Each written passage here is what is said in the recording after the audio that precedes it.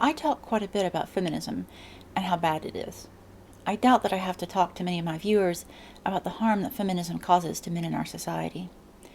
I would contend that feminism has massive, wide-sweeping effects on civilization that extends far beyond merely the relegation of men as second-class citizens, and that most of these negative effects upon society are not merely the side effects of pursuing equal rights for women.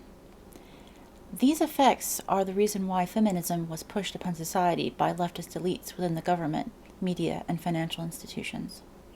Ultimately, one of the things that fuels Marxism is the idea that somebody has something that you don't.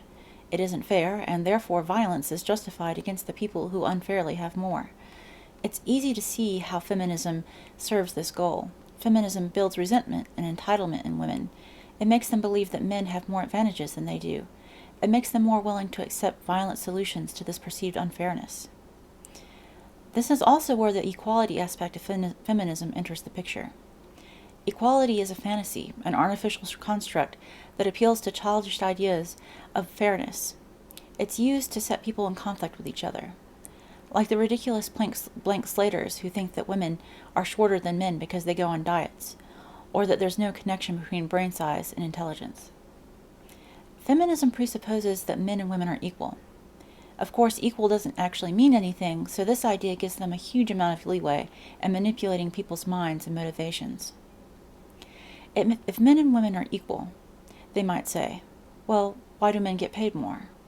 Why aren't women equally represented in the police force, engineering, or politics? Why do women have to stay at home when men get to work? Why do women have to suffer ailments that men don't? Instead of allowing people to acknowledge that different kinds of people are different, and they face special problems or excel in certain fields and not others, they are told that all people are equal and that any differences you see is due to unfairness that must be eradicated through the violence of the state. Now, that isn't to say that equality has been a goal of feminism or the effect of it. Neither have been the case. Feminism, like its parent ideology, uses the rules of fairness and equality to serve an ultimately very unfair and unequal agenda. Just as feminism has in practice made men second-class citizens, Marxism in practice, and by design, puts a small number of elites in positions of such extreme power that it surpasses the age of absolute monarchs.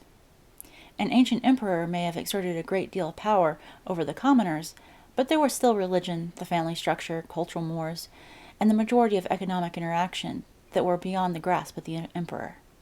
Not so with Marxist elites, who would extirpate all other factors from the lives of the people. That's a bit of a tangent, but suffice it to say that feminism, as we know it today, wasn't intended to bring about fairness, and in practice it certainly doesn't. The effect of creating resentment is really only the tip of the iceberg for feminism. There are other influences of feminism that are far more powerful and yet more subtle. So subtle, in fact, that even a high percentage of people who actively oppose feminism have succumbed to it. This terrible effect, that may spell the end of Western civilization as we know it, is the destruction of the family. Going back to Marx himself, and even more strongly advocated by cultural Marxists like those in the Frankfurt School, the destruction of the family unit was considered an important tactic in facilitating Marxism. The family unit has historically been the glue that held a society together, that helped to maintain culture, traditions, stability for countless generations.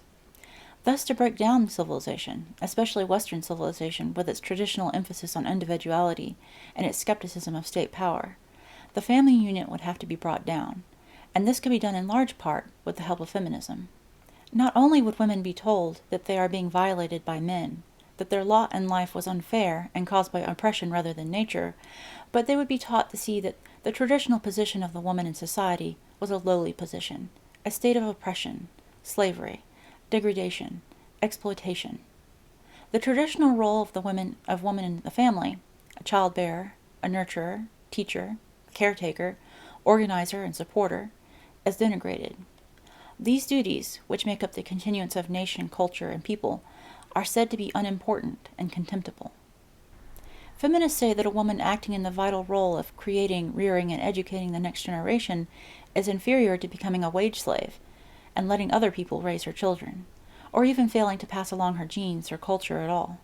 As more women enter the workforce, the additional labor drives down wages and creates greater impetus for more women to enter the workforce, even if they're disinclined to do so.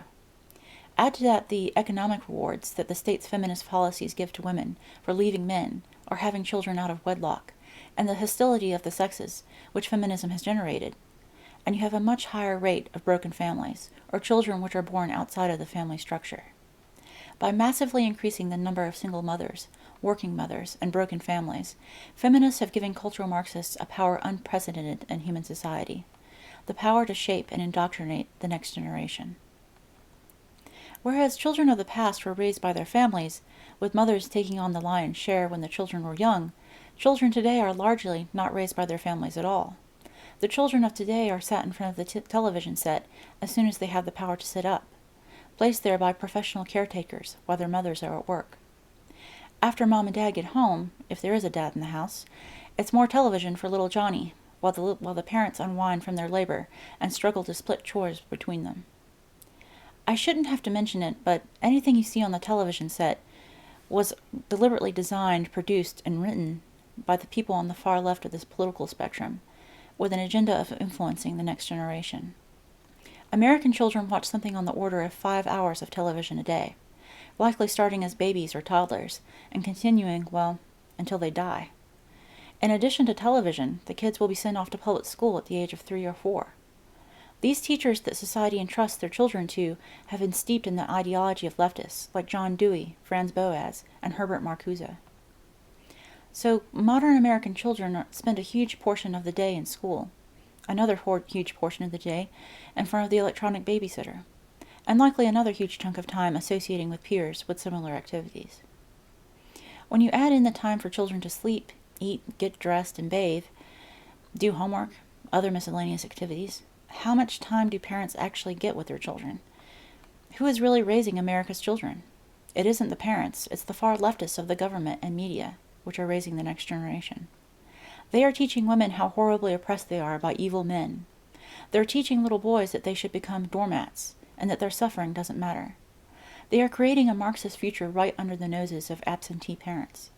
The hand that rocks the cradle rules the world, and feminism has convinced women to give up their power by relinquishing their hold over that cradle to the Marxists. So this is the ultimate goal of feminism, to destroy the family, and the role of the family in raising the next generation, so that the Marxists can indoctrinate them. So when considering feminism and the damage it does, remember to look beyond your own lives and toward the future, because the feminists are certainly shaping the future. If you can, raise your own children. Don't sit them down in front of the television set. Don't send them to public school. Try to instill in them the values that will allow for the continuance of the greatness of Western civilization, not its destruction. This has been Shieldwife. Thanks for watching.